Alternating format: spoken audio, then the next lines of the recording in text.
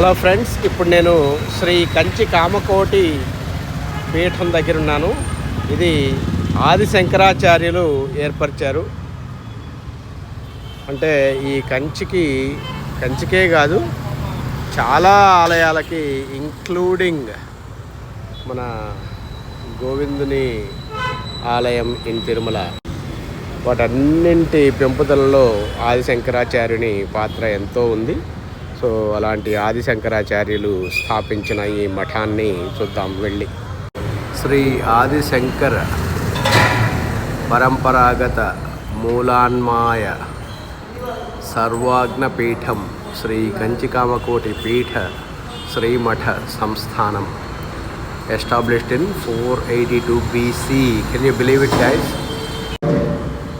అక్కడ wall paintings ఉన్నాయి.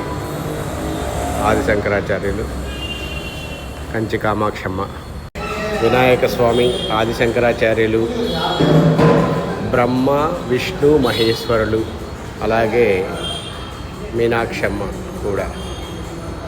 So అక్కడ ఆది శంకరాచార్యులు శివలింగాన్ని పూజిస్తున్న సందర్భం, అలాగే వెంకటేశ్వరుని విగ్రహం.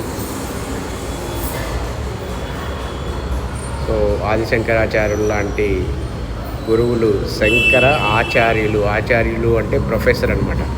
So the founding professor of both శైవ అండ్ వైష్ణవ మతం. ఇక్కడ కైలాసంలో శివపార్వతులు ఉంటే వాళ్ళని పూజిస్తూ శంకరాచార్యులు